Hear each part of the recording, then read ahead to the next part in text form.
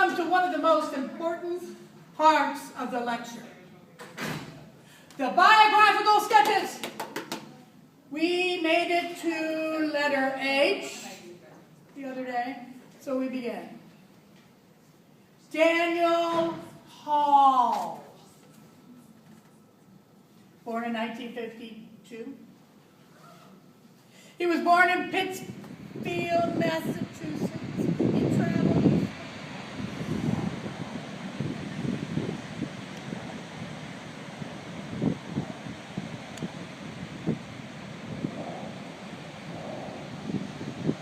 Where the hell am I right now? How did I get here? Where am I? Where am I?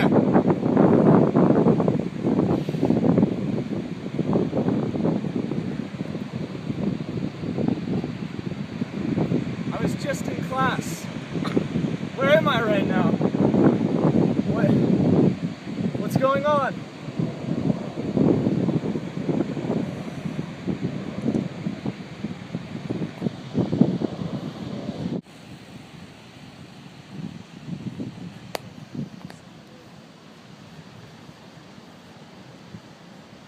Excuse me, miss.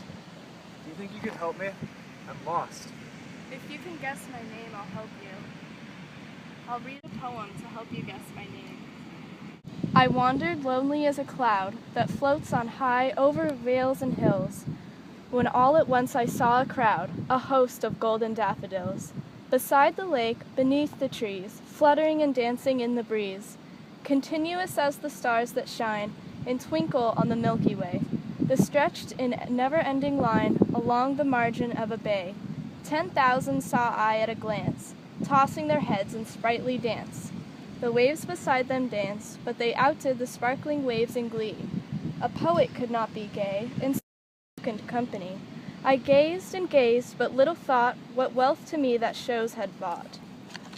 For oft, when on my couch I lie, in vacant or in pensive mood, they flash upon that inward eye, which is the bliss of solitude, and then my heart with pleasure fills and dances with the daffodils. Let me think. In the poem, there's imaginative and detailed imagery of the outside setting.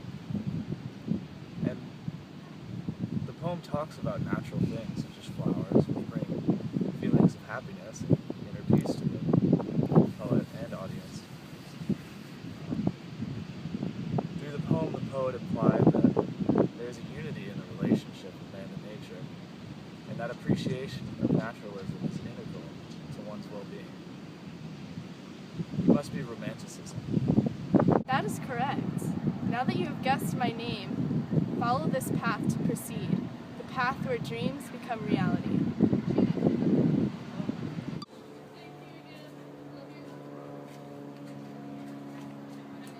Excuse me, miss. Do you think you can help me? If you guess my name, I will help you find your way. Listen to this poem by Edgar Allan Poe. Take this kiss upon the brow, and in parting from you now, thus much let me avow, you are not wrong, who deem that my days have been a dream. Yet if hope has flown away in a night, or in a day, or in a vision, or in none, is it therefore the less gone? All that we see or seem is but a dream within a dream. I stand amid the roar of a surf-tormented shore, and I hold within my hand grains of the golden sand. Oh, how few, yet how they creep through my fingers to the deep, while I weep, while I weep. Oh God, can I not grasp them with tighter clasp? Oh God, can I not save one from the pitiless wave? Is all that we see or seem but a dream within a dream? Let's see. I feel like the goal was to access more truths, not so much focus on reality, but spend more time focusing on mad, crazy dreams. And I think you must be symbolism. That's correct. Follow this path.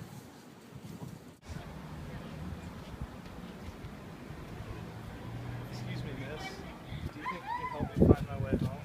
Come save Wait here. If you can guess my name, I can help you. I saw you in green velvet, wide, full sleeves, seated in front of a fireplace. Our housemaid somehow more gracious, and you said there are stars in your hair. It was truth I brought down with me. To the sudden and dingly place that we must make golden, make precious and mythical somehow. It is our nature, and it is truth that we came here, I told you. From other planets where we were lords, we were sent here for some purpose. The golden mask I have seen before that fitted so beautifully over your face did not return, nor did the face of a bull you have acquired amid northern peoples, nomad, the Gobi Desert.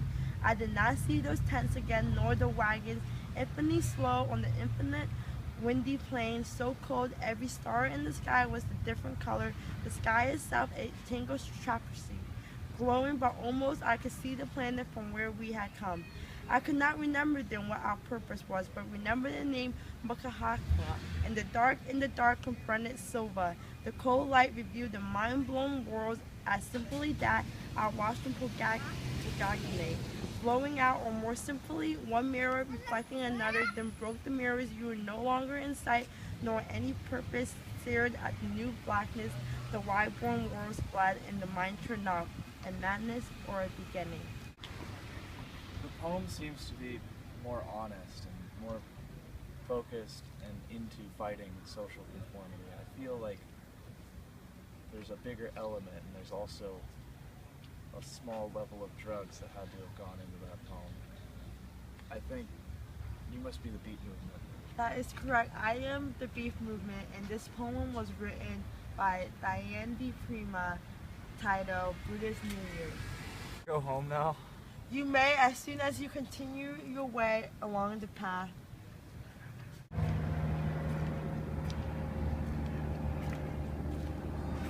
Excuse me, miss. Do you think you can help me find my way home? If you figure out my name, I will help you. This poem by Hart Crane might help. How many dawns chill from his rippling rest, the seagull's wings shall dip and pivot him, shedding white rings of tumult, building high over the chain-way waters liberty. Then with inviolate curves forsake our eyes, as apparitional as sails that cross some page of figures to be filed away, till elevators drop us from our day. I think of cinemas, panoramic slings, with multitudes bent towards some flashing scene, never disclosed but hastened to again, foretold to others' eyes on the same screen, and thee, across the harbor, silver pace. As though the sun took step of thee, yet left some motion ever unspent in thy stride, implicitly thy freedom staying thee. Out of some subway scuttle cellar locked, a bedlamite speeds to thy parapets, tilting there momently, shrill shirt ballooning, a jest falls from the speechless caravan. Down wall from girder into street noon leaps, a ripped tooth of the skies acetylene. All afternoon, the cloud-flown derricks turn, thy cables breathe the North Atlantic still. And obscure as that heaven of the Jews, thy guerdon, accolade thou dost bestow of anonymity time cannot raise, vibrant reprieve and pardon thou dost show. O harp and altar of the fury fused, how could mere toil align thy corn strings? Terrific threshold of the prophet's pledge, prayer of pariah and the lover's cry, again the traffic lights that skim thy swift, unfractioned idiom, immaculate sigh of stars, beating thy path to dense eternity. We have seen thy lifted in thine arms, under thy shadow by the piers I waited. Only in darkness is thy shadow clear. The city's fiery parcels all undone, already snow submerges in the iron year. O sleepless as the river under thee, vaulting the sea, the prairie's dreaming sod, unto us lowly as sometimes sweep descend, and the courtship lend a myth to God. I think the poem focused more on disillusionment and bringing to light that our world isn't as rational as we think. It was more of a breakaway from older ideas and was really innovative for its time. It must be modernism. That is correct. Follow this path to help you. And Cynthia Zarin. born in 1959. Cynthia Zarin was born in New York City. Nick, have you learned anything today? A lot more than you think.